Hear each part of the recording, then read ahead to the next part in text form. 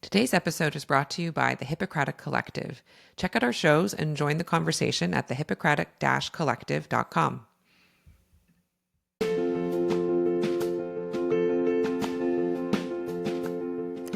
Hello, I'm Joan. I'm a Canadian family physician who also works as a restorative medical educator, facilitator, and coach. I create spaces that rehumanize the work of healthcare. I'm creating this podcast to remind myself, as well as anyone else working in a helping profession, that when you are working and caring for your human patients, you are the other human in the room.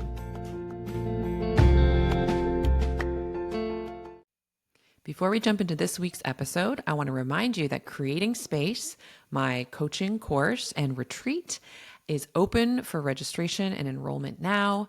I am so excited that folks are signing up for spending 6 months with me online and then 4 days with me in person at a spa retreat later on this year.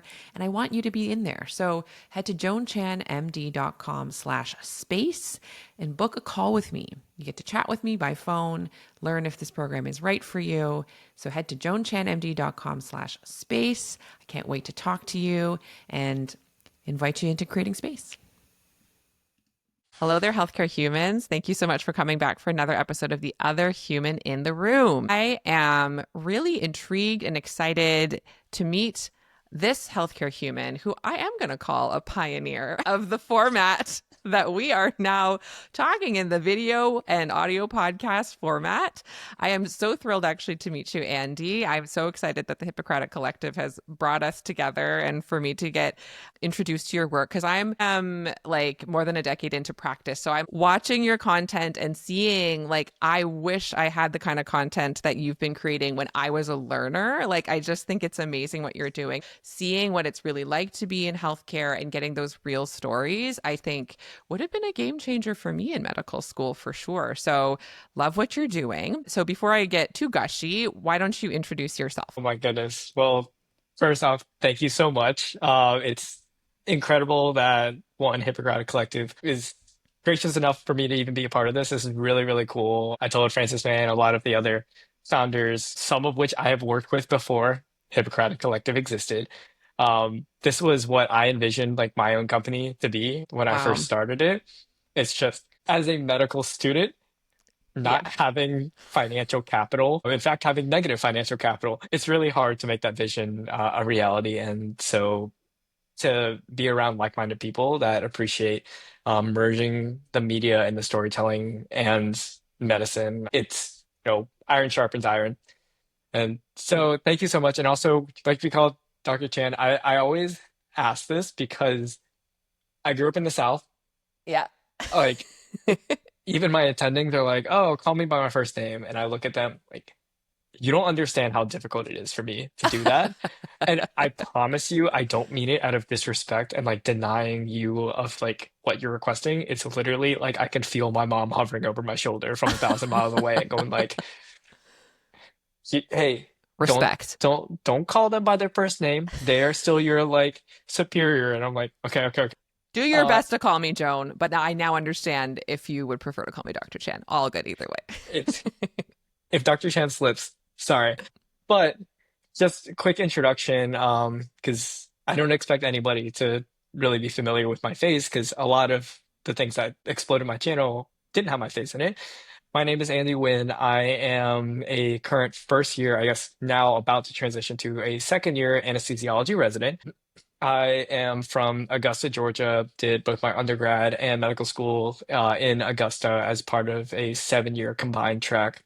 The fun part about that experience was coming into medical school, I had about a decade of professional photography, videography experience, um, both as a private as well as like a group freelancer. Then got more formal training in videography through different organizations like the Red Cross and my college ministry, for which I was running some of the regional stuff. Then coming into medical school, kind of took that side of me, said, I don't want to leave this alone when I'm in all the books. Started up a YouTube channel that is under the name ND, like literally the letters ND, MD. And no, that's not naturopathic doctor, and then like allopathic doctor. I have so many comments saying that, like, guys, chop off the A in Andy and then say my name Yeah. as if like you're 5 years old. That is the ND part of it. Like, I'm not trying to misname or like credential myself, Hmm. but that was the name. I came up with the channel, and a lot of my content, at least currently, now revolves around kind of lifestyle, more personal storytelling about my life as a, well, was a medical student, now a resident, and how we're balancing that. But a big part of how I built the channel was interviews and putting my experience in particularly documentary and interview videography experience to build a library of resources for pre-meds and even current medical students to decide what specialty they wanted to be. Inspired by the Vogue 73 question series, by the end of medical school, I ended up doing like, I think 45 of those Hmm. separate interviews. And then by the end of it, I was traveling all around the country, meeting, I mean, household names, at least at this point, on in the medical social media space, some of which like are part of Hippocratic Collective, Dr. Paul Tran, Dr. Tommy Martin, both have been featured on my channel, and they were good mentors and peers of mine before Hippocratic Collective started. I mean, you talk about your Dr. Glockenflecken, that's a big That's name a big for it. name. Yes. Um, Jake Goodman, and like so many are Sanjay, oh my gosh, Doc, people who are doing incredible things right now, who like honestly I have no business of being in the same conversation with them at all. But in many ways, I was allowing a lot of viewers across the world who maybe didn't have access to, say, a plastic surgeon, to bring them into the living room, literally, of a plastic surgeon, ask them how it's like to get to their career, but not just that, but like, what's the personality that this career attracts, and are you a good fit for it? It allows people to literally be invited into the homes of careers that society puts on a pedestal Hmm. and traditionally would view as inaccessible. And the beauty of YouTube is you can build connections from your living room, and that entire series has amassed probably like 30 to 35 million or so, Wow. which in the age of shorts and TikToks and Reels, like that may sound hilariously enough small now, but Not to me. That seems like a lot of eyeballs. like consider that's YouTube. Like Yeah. 35 million views on YouTube is insane. Yeah. And I don't take that for granted. And in many ways, it was allowing my audience around the world to learn, but it was also me learning along with them. Yeah. And off camera, it was me honing my creative skill, being a better storyteller, being a better interviewer Hmm. to people, which then translated into making me a better doctor. I had incredible bedside manners that came from my ability to make people comfortable in the 15 minutes I'm setting up my gear to, all right, I'm pointing a camera at you. Tell me your dark stories and like most intimate moments of training. Hmm. And that's a skill set that easily translates. And like it's a part of my story that is not over. I think I'm at a good point. I admitted this, I think to Francis May when I was over in Nashville. I've been doing this for like 5 years now, which is insane to think about. I never thought it'd be here. I never had the intention of it uh turning into what it has now. But 100% like it has made me a better creator, a better doctor, and I think just like a better human Hmm. in general because I have gotten to hear the stories and experiences of so many people around the world, so many cultures, so many personal fights that got them to where they are. Yeah. And the purpose of these podcasts, any videos that we create, it's like you have a story to tell. You have Yeah. lessons that you learn from it. How can I highlight that? Because somewhere out there, there's one person going, I needed to hear that right now.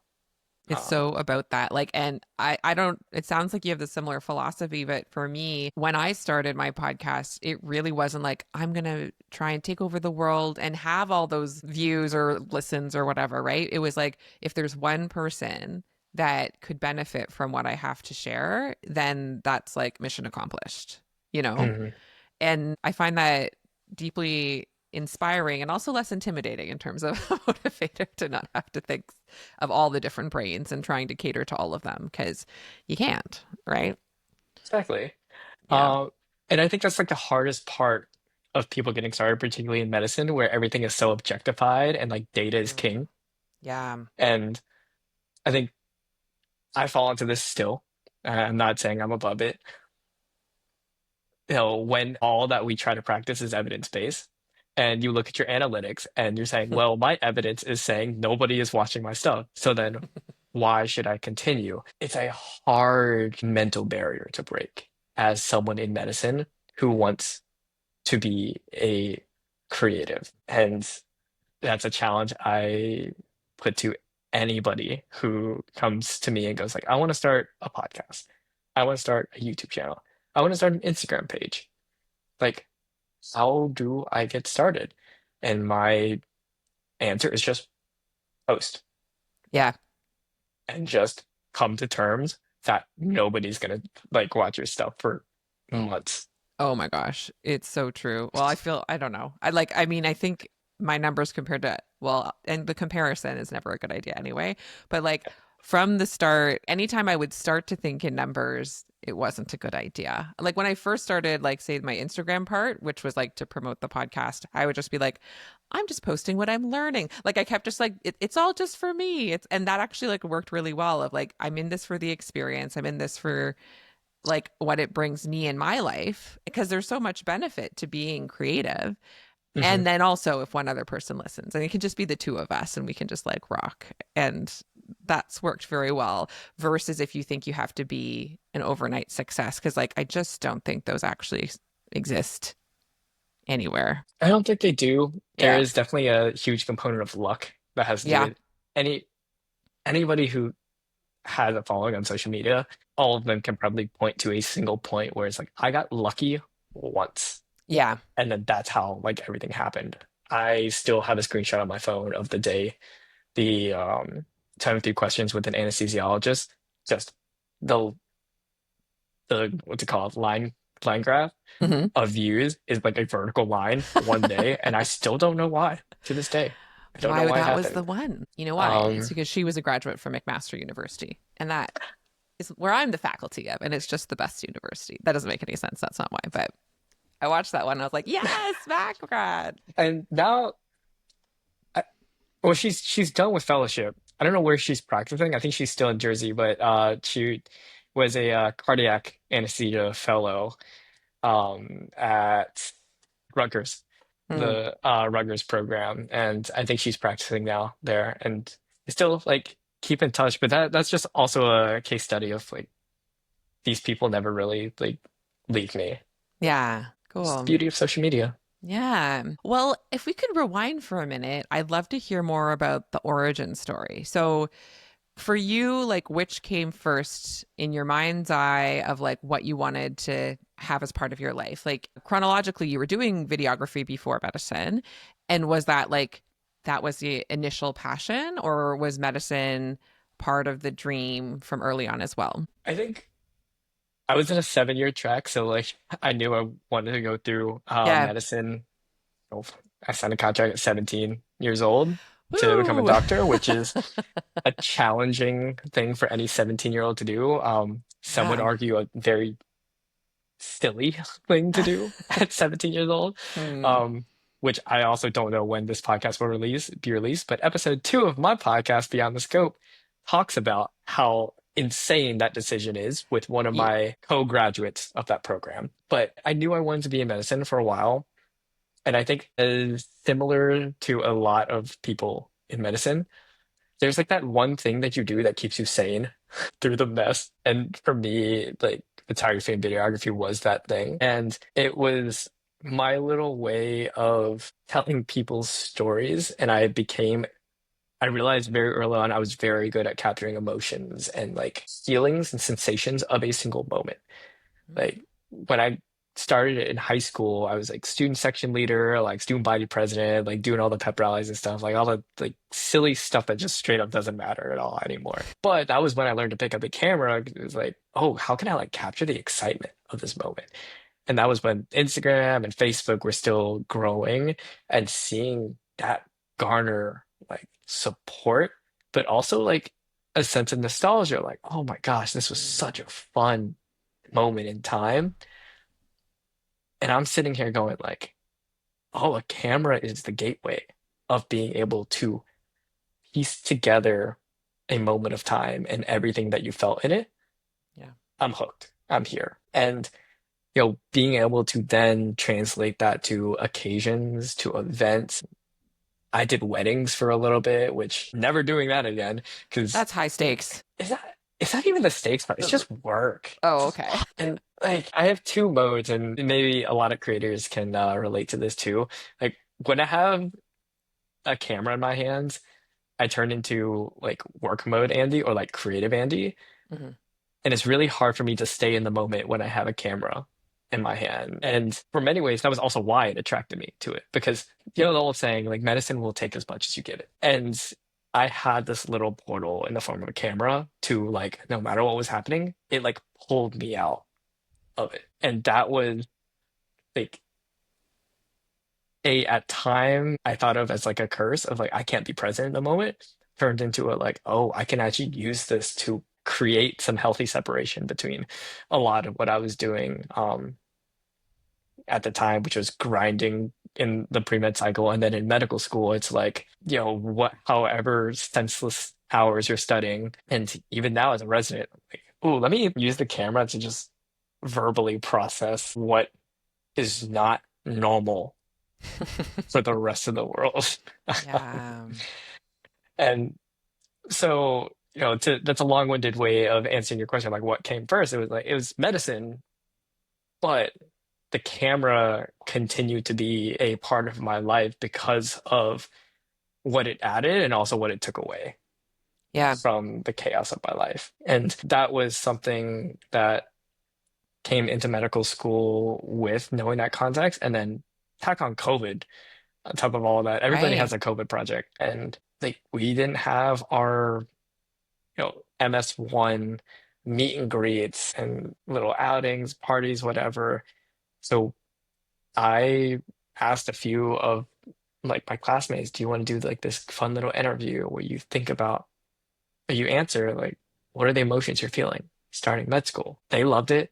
It started circulating around, and it was like one little way for us to still get to know each other, Yeah. even though we couldn't meet in person. And like that was one of the first, not the first moments of you're onto something. Yeah. Like this has impact more than just likes on Facebook, something like that. Yeah. Was that then the time, I'm just doing the math, like that was the time then you started your YouTube channel if you said you're doing it for 5 years, eh? Yeah, so I uploaded my first serious video in the summer between when I finished undergrad and started med school. And it was this god awful 45-minute like rambling of my thoughts on the BSMD program, like accelerated program that I was Mhm. in.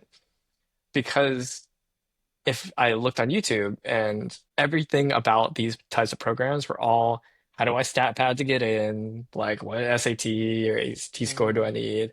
What MCAT score do I need? How do I arrange my prereqs? But nobody ever talked about it from a student perspective. Like, what were like the pressures like to go through this program? Yeah. What are the nuances of opportunities that you get outside of you have a conditional seat in medical school? Gave my reactions, tried to do some like cinematic parts of it, and like I look back on it, like the lighting's awful, your coloring's terrible, your cuts are atrocious, but it's up there. And it got like 1,000 views or something. And I thought that was a million. Yeah. But what struck me was the comments going like, thank you so much for this video. No one has ever given this perspective. No, Yeah. like this is so well thought out, and this is helping me make my decision as a 16, 17-year-old. looking to apply to one of these programs, something that I didn't have when I signed that contract. And I said, oh, there's impact in what I am doing here. And that was the first time I realized it. Then, of course, when I used it as a tool to get to know my classmates, garner some excitement where there was very little to be excited for in COVID era med school, then even the 73 question series that came out of necessity of none of us could shadow. Mm. And Oh, I see. it was for Yeah. COVID. Right. So for me, it was like, how do I know what I want to do? How do I want to specialize? Um, because if I'm asking that, guarantee you there's millions of medical students all around the country and the world that are thinking the same thing too. Let's do something we can all learn from. That just is a testament to the power of social media when it's used correctly. Yeah. And that's I think that's the timeline mainly of me like building that channel. Then as time went on, I realized like for sustainability's sake, I had to put myself in front of the camera and also as an exercise and like almost like self-worth. Yeah. It's a skill Mm. to talk to a camera confidently and put yourself out there. And it's hard, Yeah. but for the sake of my channel and if I wanted this to go anywhere, people needed to know that there is somebody actually behind the camera asking the questions, and that snowballed into everything that the channel is today. And now that I'm talking to you, basically, And here we are. yeah, here we are. I'm curious, especially in those early days, like you had such a strong reason to keep going, right? And you had that beautiful, like immediate feedback of like people being like, oh my gosh, I needed this. And so you had the sense of like, right, things that I want, probably other people want. And like, and that's such a powerful reason why. Were you getting any unhelpful feedback about why not, either like in your mind or outside as like advice? And what did that look like? Oh, man. Oh, I think it's, hold on. I Yep. think it's right here. Another member of HC, Mm-hmm. my good friend, med school graduate, Tyler, Hmm. our shop, we did a lot of creative work together. And we did an incredible music video that actually won like a national award for like med school music videos What? uh, during COVID, and it was like me, him, and another medical student who were just doing it. And like director, produced, colored it all, and it was incredible. One of the best memories we have, and why we're so close to this day. They were also there in the early days of my channel when like 2 to 3 thousand subscribers. That's it. Yeah. At the end of the project, he gave me this. This was part of a little gift thing he did. So these are stills of the music video that we did. Oh, All that so cool. and like behind the scenes of what we went through to do it. This was like Wow. one of my favorite pieces of art. Focus, camera. The camera's We're like, doing I so see a good. face. So he had this made, this like film roll, I guess for those that are listening. And he's Yes. showing This is the what film looks roll, like sorry. is like a classic film roll, but instead of it being like film negatives, it's actually little film prints.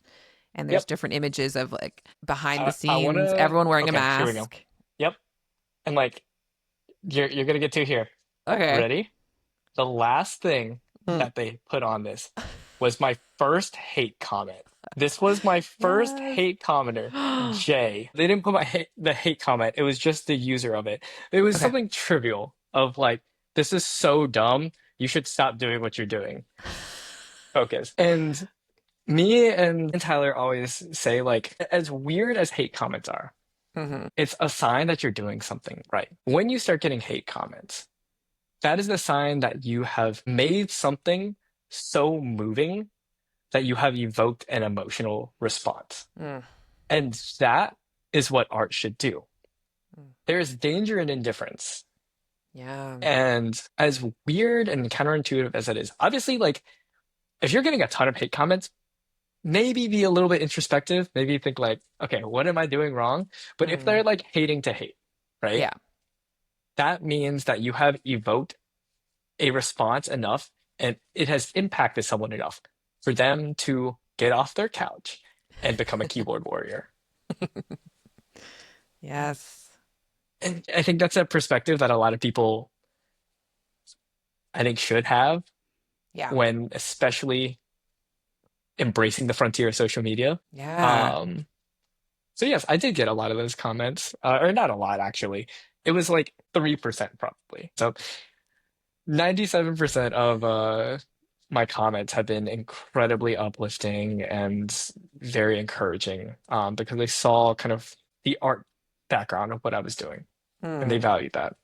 It's amazing. It's lovely. Yeah, I'm like really reflecting on, I guess I'm like, do I call myself a creator? Sure, I guess I do. I have Absolutely. social media, yes. So for me, like I was about like 9 or 10 years into practice when I started. And I think a big thing for me with starting was deeply afraid of what people would think of me for coming out in this way and being creative in a new way and being vulnerable online and all of the like the fear of what like colleagues would think. I guess also what Mm. patients might think. And I know one of the things that's been very helpful for me to deeply interrogate is like what I define as professional, because I kept being like, are people going to think this is unprofessional to do this? Is there people, right? Did you get any comments like that? Like people like trying to be your mentor, but actually just trying to slow your roll or, So let me think of a good way to answer this because I've never been called unprofessional in the sense of what my content was. Mhm. And that I take a lot of pride in Yeah. because I've actually formally worked, like been contracted with my medical school, with organizations, and like I do work with a lot of medical education brands where they see that I put forth a very professional but also personal like Mm. view Yeah. of myself, which is unfortunately very difficult to find on social media. You Yeah. sometimes get one or the other. Do you want virality and just like absolute goofiness, Yeah. or do you want personal story while still presenting yourself well? That's something that is very attractive to like good brands. I have, especially in residency, gotten a lot of comments that the fact that my channel even exists, period, is unprofessional. That it's like people who don't even watch your content. It's just like, oh, I'm a creator or I'm a YouTuber, and I like whether you would identify yourself that way, or somebody like, hey, you're a YouTuber, right? And then people who don't know, who maybe like don't even go on YouTube, have some opinions about that. That's the biggest, I think, off response I get, Yeah. where it's not necessarily professional. I think anybody who even watches like 3 minutes of any of my videos, whether that be my interviews, my podcasts, or like my vlogs, will go 100% you know what you're doing. I hate the term YouTuber. I hate the term like influencer. Oh my God, please Mm, don't put any of those terms near me because it distills like the art and the craft of my background training into how can I garner sales and likes and views, and that makes me want to throw up. That's not me, and I hate being put in that bucket and being thrown in there without even having a chance to not only explain myself, but even like ask, hey, did you watch any of my stuff? Like, that's my frustration. And none of that is being called unprofessional, at least directly to my face or even in my comment section. But being looped in the same bucket with people who like do give off the appearance of what would be traditionally viewed as unprofessional hurts me a little bit. yeah. It like undoes a lot of the good work that I try to do in like advocating for myself, the program I represent, the field I represent, and like medicine as a whole. Yeah. I wonder if a bit like there's something interesting about how healthcare and like, physician culture would be more than other cultures possibly like primed to just immediately dismiss and willfully misunderstand. There's a certain tenor of certain medical cultures where like even just anything artistic at all is like, well, you could be working, while you could be studying, like cut those parts off from yourself. Now you're in the medicine lane. Why are you wasting your time on that? Like and sort of productivity, responsibility, altruism, like that old shame story mix that makes it feel like, and by the way, I'm clearly not saying anything, these things to you. I'm like witnessing the culture around and how then that Hmm. makes it like people would be potentially more primed to dismiss such things because, yeah, there's the sort of inhuman parts of healthcare. This idea that you can't be a full human, you just have to be like a cog seeing the patients. And how tragic that is, not only because it's just tragic to experience that as a person, but also like Hmm. for the culture of healthcare in particular, where our whole gig is caring for and holding space to allow and facilitate the healing of other humans, art would be a useful foundational piece, actually, for us to be embracing and fostering with each other. I'm smiling because I have a story, Yeah. and I'm going to start with this. How many surgeons do you know that are who are so set on, I don't care if there's a new way of doing it, I'm gonna do it my way. Oh, yes, very much so. And I'll say, like surgeons, I mean, as an anesthesiology resident, of course, you'd be around lots of surgeons, and that's sort of the stereotype. But like, so I'm a family physician, right? So you'd think maybe, and certainly there's many family physicians who aren't rigid, but there's also like, there can be a lot of rigidity within something that you think is like the most wide general thing ever, but there are Mhm. like dogmas and rigid ways that then like people really bump against the idea of adapting and changing. How hard do you think it is to change people's minds on like a new guideline into E- practice? Exactly. It's like, why would I even bother? Like, you have to hear about it 50 times and have the peer pressure of other people. And even then, maybe you're just like, I don't have the bandwidth, right? Like it's not because people are stubborn for stubborn's sake, but like you can get Mhm. really stuck even if it's like very much three guidelines behind or the evidence doesn't support it anymore. Exactly. I pose that question to then go, how long has social media been around?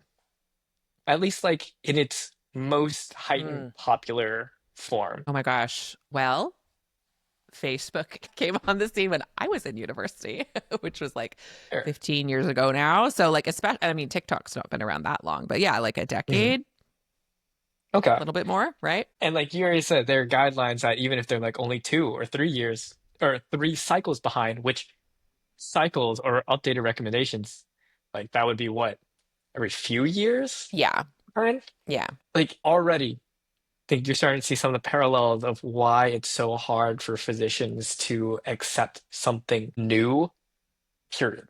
Like it Yeah. doesn't have to be social media, it's just like anything new. Yes, the resistance to change. Oh my Hmm. gosh. And I do think like it's some of how we get like our perhaps personalities that get chosen into medicine. A lot of like the shame of being wrong that makes you just feel like I'm going to find my lane and stick to it and then defend it to the death. Over being over capacity and overwhelmed. And so like even if you want to learn things like your brain can't, like it's really a pressure cooker to be adaptable. And the problem with that is that medicine in general, especially these days, is constantly changing and adapting. And then never mind the rest of the world, like you say, social media. So then Hmm. you can just feel so much further behind so much faster, which I think is what you're speaking Yes. to, right? Yeah. Yes. And then I bring up surgeons, one, because it's like a little bit closer to home. Like I was going to apply to actually orthopedic surgery, which is a whole Hmm. rabbit hole that we will not get into in this podcast. Um, but one of my biggest videos, a neurosurgery interview, he got big, obviously, and then like he saw value in the content that I was making. He started up his own small channel that quickly got like 20,000 subscribers because he's a neurosurgeon. Hmm. But then he put out this video that I actually have to like text him about, be like, "Hey man, I know what you're trying to say, but like, you're at an 11. Let's crank that down to like 6." Um, because he was basically kind of calling out like other creators, a lot of who I know personally, um, with a very old school surgery mentality, which Hmm. is it's okay to be doing something outside of medicine, but unless that thing is somehow circumferentially tied to making your personal craft better in medicine, that is a worthless pursuit. So, oh Hmm. yeah, as a surgeon, you can play video games. as long as it's like this complex dexterity building video game like F1 or something where I'm training my reflexes. Or, oh yeah, you can make videos if it's getting you more referrals and patients. Like making art for art's sake does not exist Yeah. to a lot of people. And that's why you get this dogma of like, unprofessional. It's the old, I mean, a reporter got a ton of heat saying this to LeBron James a few years ago during a lot of the like social movements at that time, especially during COVID, where she just basically told him to shut up and dribble. As in, Oh, like, you're not allowed to have an opinion outside of basketball. no. Like, and that's a lot of what the audience of physician social media is. There, it's littered with comments going like, shut up and dribble. Like, Yes. you're a doctor, just be a doctor. You're not allowed to do anything else, and you shouldn't do anything else. The second you do, you're a bad doctor. You Yep. are hence distracting yourself from your craft. And it's like, what is supposed to be making be a better doctor then? Because at the end of the day, who's going to be affected by a really, really smart person with the social skills of a toaster? You. Nobody actually Seriously. wants that. Like, Yes. So right. true. Like, you are like your pressure and your comments are making doctors that you don't want. Yeah. That's so Like, well said. and the general public doesn't understand that. All they see is a distracted doctor. And I'm like, oh, that is so far from the truth. And at the end of the day, like your effort to turn that down is going to impact you. Like there will be a trickle down effect. And I don't want a doctor that can't talk to me. I don't want a doctor with awful bedside manners. Yeah. And I think if you present it that way, you would be crazy to say, "Oh, yeah, like keep going down this route." As anybody who you want taking care of your mother, your father, your brother, sister, you're gonna want a well-rounded doctor. So why do we continually discourage that? Either that or it's like be well-rounded, but do it in silence. Yeah, but like don't talk about it. What?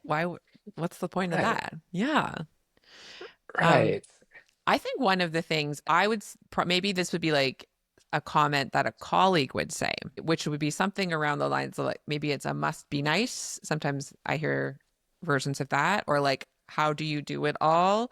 With the sense of one of the aspects of healthcare is high demand, more demand than we have supply for, Hmm. globally.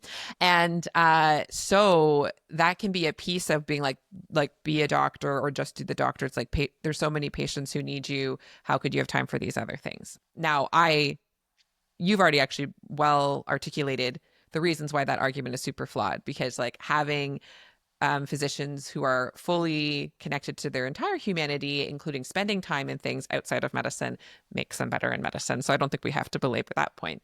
But I am curious for you, how has it been going?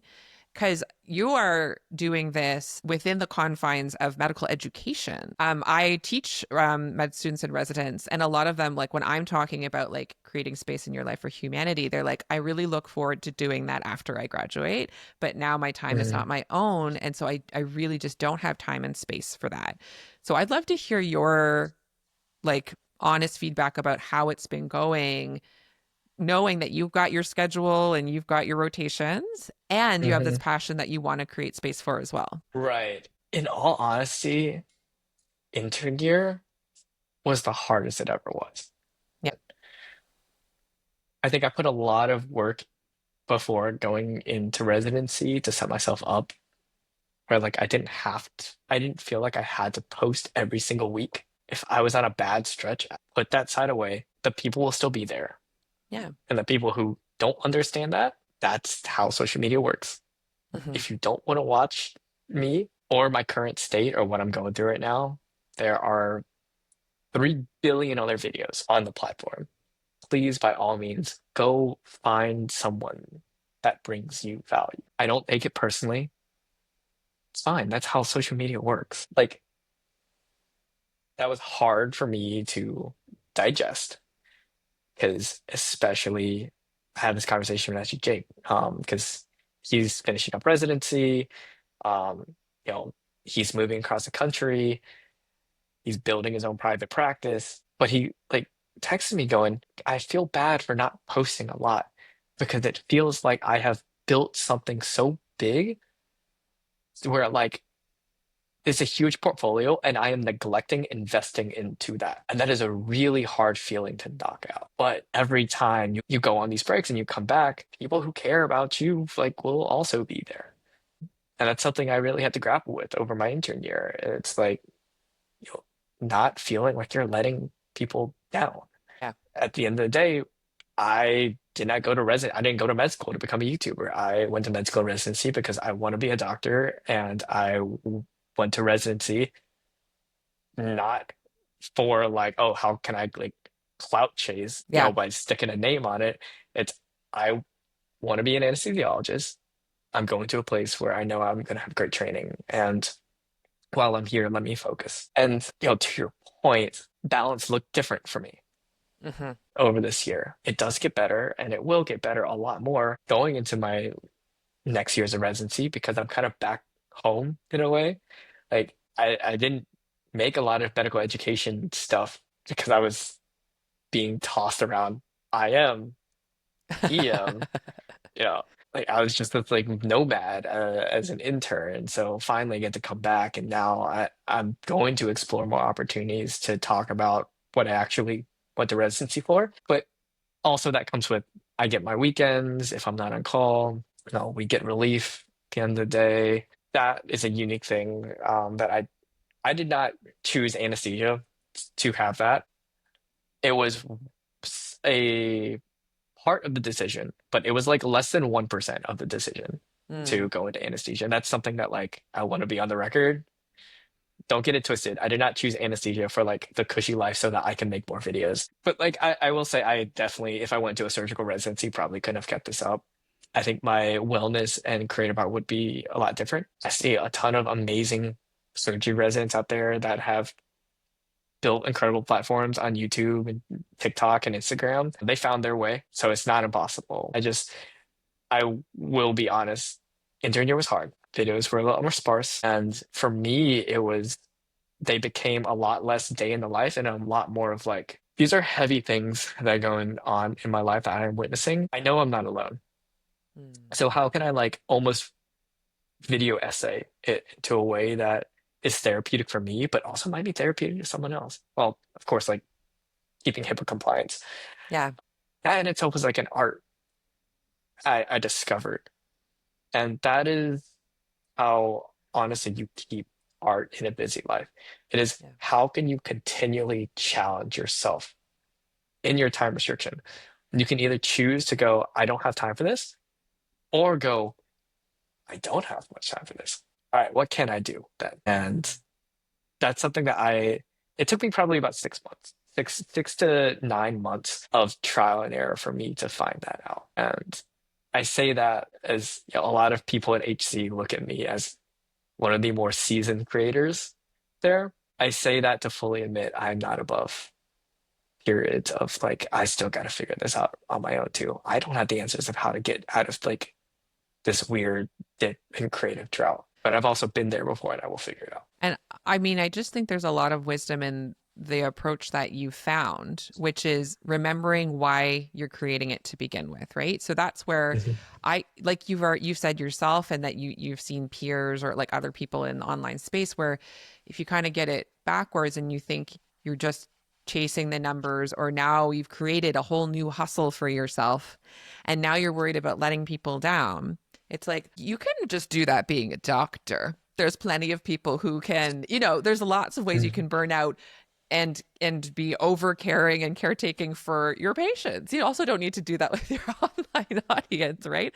So Yeah. having that like really healthy practice of like, right, I'm actually doing this like for my own well-being. And so like you finding then, well, the time I'm going to spend in this year that's packed full, it's going to be processing and creating stuff that like helps me solve the question that I have inside of my heart right now. Like Mhm. for me, that just shows like that's the power of creativity it's so cool when people watch, it's so neat that you can make a whole platform, but like really it ends up it's like it's a spiritual practice or a well-being practice, and that's the core reason to do it. Yes. And I would advise people who like want to start something, I tell them like, it's a skill set that I have to start with how do I condense everything that I want to say into the most presentable form that is also relatable. And that in Mm. itself already is a challenge for Yeah. anybody that wants to be creative. Start there, then pick up the camera. Because it's just like you preparing for a poster presentation or something. It's like, how can I take all this information and experience and put it into one poster, and then people are going to ask questions about it? How do I answer that? And then give you a quick 2-minute anecdote that Mm. explains everything that I did. Same process, Yeah. literally the same process, but be it about either your story or someone else's story. And that is how you start as a creator. Mm. It's really cool. Well, I want to honor your time knowing that you're packing a lot into your weeks off here, Andy. First of all, where can people find you? So if they are listening and they haven't heard of your channel before or want to direct like learners that they teach to your work, where can they find you? So I was dumb when I started all this and chose different handles for everything. Okay, I The will write the that down. big YouTube channel is just NDMD, the letters NDMD. Instagram is my first name Andy underscore last name Nguyen 9, and then TikTok is the real NDMD because NDMD was taken. Um, I know that's super confusing and not great for branding, but I started all of this before I even had a plan, and this is the consequences of I love that. it. But yeah, anybody interested, there's a lot of variety of content across all of them. I think as I transition to my anesthesia years, the content is in general just going to be a lot more passion filled because it's what I actually wanted to do with my career. Yeah. So I hope to bring as much of an insight as possible and even like teach some things along the way. Um, and love to have people along. Very cool. And so the last question I have is considering people listening, and I would, and across the spectrum, right? So like learners definitely listen, as well as people who've been in practice for decades. But a common theme of people who are drawn to my podcast are people who are like, I feel dehumanized by working in healthcare. Like, I feel like I've lost my sense of humanity here and I want it back. And so maybe they're listening to your story and considering a creative spark that they've long lost, or if they're a learner, like a creative spark that they feel like they have to squash in order to Mhm. start their career in medicine. What are some words of wisdom or encouragement that you want to offer them after they've listened to our conversation? Especially for the people in medicine. I'm going to give you two pieces of advice, one first before the other. One, know that all of your medical training, in fact, has already given you the foundation to be an excellent creator. It has given you the work ethic and the the thought process of condensing a large amount of information into something presentable. Realize that those are translatable skills, and then the process of creating becomes a lot less intimidating. Then becomes my second advice. Find the medium where you condense your story best using the skill set that medicine has brought you. For some people, that's writing. If you're a really good writer, get out your story onto paper or type it. If for you that is music, create feelings and sounds that condense your emotions and your story to piece. Photo, video, say that's like the most in your face example. But realize that you already are equipped to do that. It's find the medium where you can put your chief complaint, past medical history, and HPI into the easiest. Yeah. Pursue that. And just make. And if you so desire, post it on a public platform, do that. But if you just make it to make it, that is just as fine too. Amen. I co-sign for sure. Wonderful. Oh, well, it was so lovely to get to know you over the past hour, Andy. And I look forward to many more conversations through the Hippocratic Collective. Thank you so much for spending this time with me. Thank you so much, and it's been a pleasure. Awesome. Well, for everyone listening, I hope you get out there and make something. Like Andy was giving his advice, like truly one of the greatest joys I've had over the past few years is been the creative process of this podcast and the other things that have offshot it, the offshoots of that.